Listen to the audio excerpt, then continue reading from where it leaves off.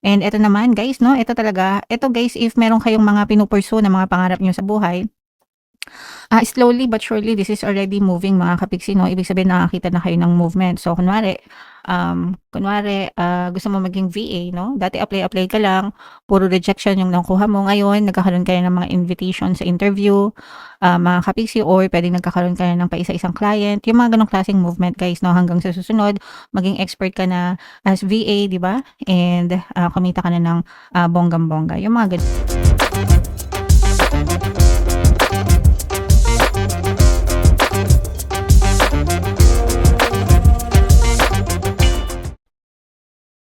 Hello guys, hello Virgo, welcome back to Pinay Pixie Tarot. Ang pamagat ng episode natin for tonight is monthly horoscope para ngayong April para sa Virgo, Sun, Moon, Rising Sign, and Venus. Sa dulo ng video guys, magkakaroon tayo ng yes or no. Pick a card reading. Ito yung deck na gagamitin natin. Pwede kayo magtanong ng isang tanong, answerable by yes or no. Tapos titingnan natin yung sagot ng tarot sa inyo. So sa dulo ng video yan guys. Kaya make sure na panoorin nyo yung video hanggang sa dulo mga kapiksi. So shuffle natin to. Angel messages guys. Tingnan natin yung angel message para sa inyo. Reconsider mga kapiksi, no? Ibig sabihin nito, i-consider nyo yung mga dating options, dating opportunities, no? Na dumating sa inyo. Kung hindi nyo sila nagawa dati, pwede nyong isipin ulit ngayon.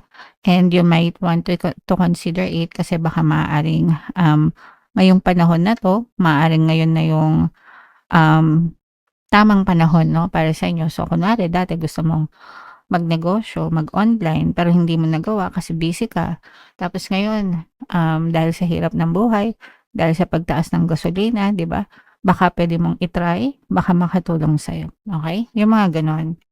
Um, Virgo, okay? So, subukan nyo guys. Wala namang mawawala, mga kapiksi. Kung gusto nyo lang naman, kung ayaw nyo, edi wag. Alright, so another message, Virgo. This situation will improve. Now, mag-i-improve yung mga sitwasyon nyo din sa buhay, mga kapiksi, no? Kagaya nga nung nangyayari yung global na nangyayari sa atin ngayon is, di ba, nagkakaroon ng gera sa Middle East. So, lahat ng buong mundo is affected, guys, no? Pagdating sa ekonomiya, pagdating sa presyo ng mga bilihin. Pero we have to understand na temporary lang yan. Hindi yan magtatagal, mga kapiksi. Magiging okay din ang lahat. And bukod doon, kung meron pa tayong ibang mga pinagdadaanan din, Virgo, mag-i-improve din yung sitwasyon natin basta willing tayo, no? Na hanapan ng solusyon yung mga sitwasyon natin. Syempre guys, palagi tayong magdasal, palaging maging positibo, palaging kumilos, no? Hindi pwedeng dasal lang kayo ng dasal pero ubod naman kayo ng nega, Virgo. And another message for you guys, not the right time. So ito yung ibig sabihin nito guys, medyo mag-menor-menor kayo, mga kapiksi. Mararamdaman nyo naman guys if mabigat sa loob nyo yung isang bagay or magaan sa loob nyo yung isang bagay, mga kapiksi. If magaan sa loob nyo, if kumbaga parang palagi nyong iniisip, ganyan, ibig sabihin, it's your spirit guides telling you, hey, you have to do this, okay? Pero kung hindi, mga kapiksi, kung baga nagdadalawang isip ka, mabigat yung loob mo, it's also your spirit guides telling you na, oops, hindi yan para sa'yo ngayon, pass mo na, okay? So, mga ganun guys, you have to listen to your intuition. Kaya importante magdasal guys para may gabay kayo ng inyong mga spirit guides, okay? Alright, so comment down below, Virgo, if feeling nyo nakaresonate kayo dyan sa mga messages na yun. So, shuffle natin to. Ito naman ay para sa love. So, shuffle natin to guys. Habang sinashuffle natin to, panoorin nyo muna yung video natin regarding sa ating paano ay, sorry, hindi pala. Sa love pala to guys. Pasensya na kayo. Medyo nalilito na ako sa dami ng ginagawa. Gusto kitang makita ay So, kilig-kilig naman kayo diyan, mga ka-pixie. So, eto guys, kung hiwalay na kayo ng person mo o kaya naman ghosted kayo or LDR kayo, puwede rin sa mga LDR guys, yung tipong, hindi pa kayo nagkikita ever, online dating lang ganyan, nagkakilala lang kayo online 'no. So, gusto kang makita ng person mo, puwedeng ini-stalk na rin kayo nito guys if meron kayong mga SOCMED, if active kayo sa SOCMED guys 'no. Puwedeng ini-stalk-stalk na rin kayo nitong mga, jowa niyo, mga ka-pixie, alright? And pagod na ako, ito naman para sa mga ka-pixie natin na, kung palagi kayong may problema, ng person mo, pagod ng makipaglaban yung person mo, pagod na siya sa mga endless fights niyo 'no. So kung pagod ka, pagod na rin siya, mga ka-pixie. Kapagka gano'n guys, parang wala ng sense na ipaglaban. Mas mabuti pa na, magkaroon ng separation para matahimik kayo, parehas guys, okey? Alright. And eto naman is lagi kitang naaalala. Ito guys para sa mga hiwalay, sa mga LDR or kahit hindi hiwalay actually 'no, kahit kayo pa rin ng person mo. Ibig sabihin palagi kang naaalala ng person mo, palagi ka niyang naiisip, gusto ka niyang makita. Guys 'no, especially kung guys palagi niyong pakinggan, sabi ko sa inyo palagi niyong pakinggan yung ating, pampabalisa subliminal guys, super effective nun as in, kapag pinakinggan niyo yun guys 'no, talagang kaya nga nakalagay dun sa title, 24/7 kasi yung nilagay ko talaga dun pagkagising pa lang hanggang pagtulog, even sa panaginip nila guys. Palagi nila kayong, nakikita sa isip nila, mga ka-pixie. So, kung kayo ay balisa guys, ibig sabihin balisa na rin yung person niyo. Kung hindi sila maalis sa isip niyo guys, ibig sabihin hindi kayo maalis sa isip nila, Virgo, okey? Alright, so comment down below guys if feeling niyo, naka-resonate kayo diyan sa mga, messages na yan, mga ka-pixie. So, shuffle natin 'to guys, hanapin natin yung energy ng Virgo habang sina-shuffle ko 'to. Panoorin niyo muna yung video natin regarding sa ating paano mag-manifest ng abundance video course. Kapiksi, sawa ka na ba sa mga struggles at hirap sa buhay mo? Masipag ka ba at masikap sa buhay ngunit hindi ka pa rin umaasenso? Ilang beses ka na bang nag-attempt magnegosyo at mag-invest pero palagi ka pa rin nalulugi? Sa pagkakataon na ito ay maaaring may subconscious beliefs ka na nagiging balakid sa iyong pag-unlad at pagyaman. Introducing, paano mag-manifest ng abundance video course. Dito ay matututunan mong ma-overcome ang mga balakid mo para tuluyan ka ng umunlad, umasenso, sumagana, maging matagumpay, successful at maswerte sa iyong kabuhayan, pera, trabaho, negosyo sa lapi at kaperahan ng bonggang-bongga. Dali, mag-send na ng email sa pinoypixie@gmail.com at simulan na ang iyong pagyaman ngayon. Alright, so sa lahat ng gusto mag-avail ng course guys, meron tayong paano mag-manifest ng abundance video course, paano mawala ang third party at magkaroon ng harmonious na relationship, paano pabalikin si ex, vice versa. Sa mga interesado guys, mag-send lang kayo ng email sa pinoypixie@gmail.com. And sa mga naghahanap ng pampaswerte guys, meron tayong money shaker jars at saka itong mga bracelets. Ito yung WhatsApp number ko guys, i-chat nyo lang ako dyan mga kapixie. So Virgo, kayo ay represent ng King of Pentacles. This is both positive and negative, guys. Dun sa negative na nakikita natin, mga kapixie, eto guys, for some of you, marami kayong negativity sa isip, no? Etong mga negativity sa isip, ito yung mga limiting beliefs nyo, ito yung mga what if, ito yung mga gusto nyong mag-try pero hindi nyo nagagawa kasi yung iba sa inyo nauunahan ng takot, nauunahan ng duda, mga kapixie. Yung iba sa inyo guys, kinukulang din kayo sa self-confidence. Probably dahil din sa mga trauma nyo ito, yung mga narinig nyo dati na negative din, or sa mga past experiences nyo na baka binash kayo or minaliit kayo or whatever guys, no? Pero yun yung mga nagiging sagabal nung iba sa inyo, mga kapixie.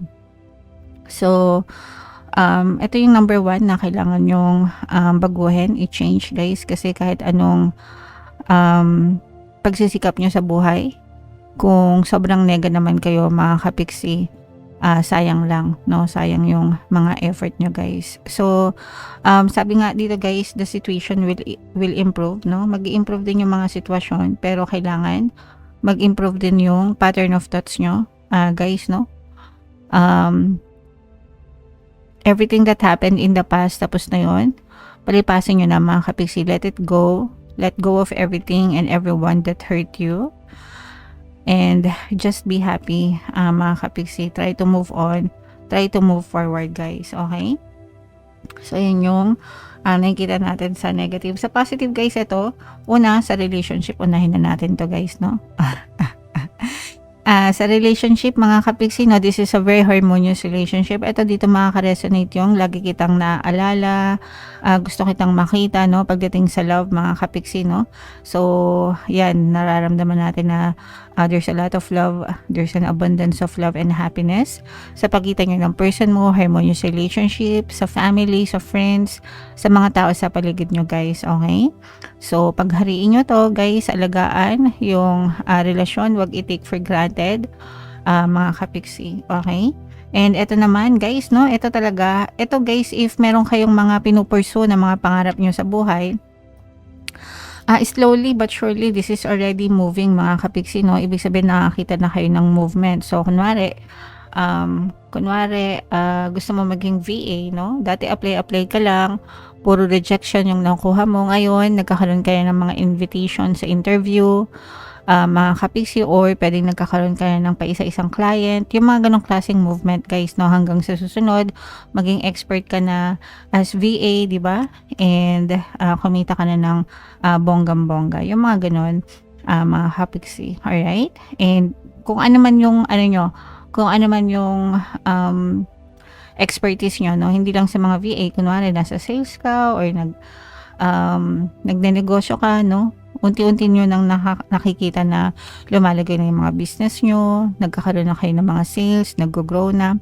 Okay? So, tuloy-tuloy nyo lang yan, guys. Mag-persist lang kayo, maging consistent kayo, no? And eventually, mapipitas nyo lahat ng mga matatamis na bunga para sa inyo, guys. Meron din kayo mga gustong bagong simulan, guys. Pwedeng investment, pwedeng negosyo, mga kapiksi. Pero ito, guys, parang meron pa rin kayong inaantay na go signal, no? Kung ano man yung go signal na inaantay nyo, dadating din yan, and mas makakapag-decide kayo ng mabuti kapag dumating na yan, mga kapiksi. So, what else? Ito yung sinasabi natin, guys, no? Na papatay sa mga pangarap nyo, mga kapiksi, yung inyong doubts and fears, no? Yeah. So, ito, nalulunod kayo, guys, no? Parang nalulunod kayo sa parang yung ginigisa yung sarili nyo sa sariling mantika, no? Alam nyo ba ibig sabihin nun? Ginigisa sa sariling mantika. So, parang sinisira nyo yung buhay nyo dahil sa pag-iisip nyo ng nega, mga kapiksi. Sabi ko nga, guys, no? Kanina, kailangan wag kayong magpakalunod sa nega kasi wala talaga kayong makikitang positive result sa buhay nyo kung nalulunod kayo sa negative, guys. Okay? Alright. Ito, guys, no, yung magandang relasyon. Ito, guys, magkakaroon dito ng reconciliation. Yung iba sa inyo maaari magkaroon ng addition to the family din. Mga kapiksi, another blessing sa family nyo. So, pwedeng magkaroon kayo ng baby. It's either mga anak yung anak mo. Magkaroon kayo ng manugang, nabuntis, or magkaroon ng adoption, or magkaroon kayo ng bagong pet, alaga, ganyan. Pero, this will be an addition to the family, and it will bring bagong kasiyahan sa buhay nyo, mga kapiksi. Okay? It doesn't have to be human, no? Pwedeng, kunwari, meron kayong bagong baby car, kotse, o kaya motor, anything, pwedeng material na bagay din, okay? Pero magdadala siya ng parang additional source of happiness sa buhay nyo, mga kapiksi. Okay? Right? So, i-main-main nyo na yan, guys, itong mga harmonious na relationship, itong magandang progress, no? Magandang bunga, no? Ng mga pagtsatsaga nyo, guys, at saka yung mga bagong source of happiness sa buhay nyo. Mag-i-improve ang sitwasyon, guys, no? Yan, sabi sa inyo ni universe. Okay? Alright. So, comment down below, Virgo, if naka-resonate kayo dyan. Huminga kayo ng malalim, guys. Tapos, itanong nyo sa isip nyo yung isang tanong na gusto nyong malaman for April. Answerable by yes or no. And then, pili kayo ng isang card, mga kapiksi.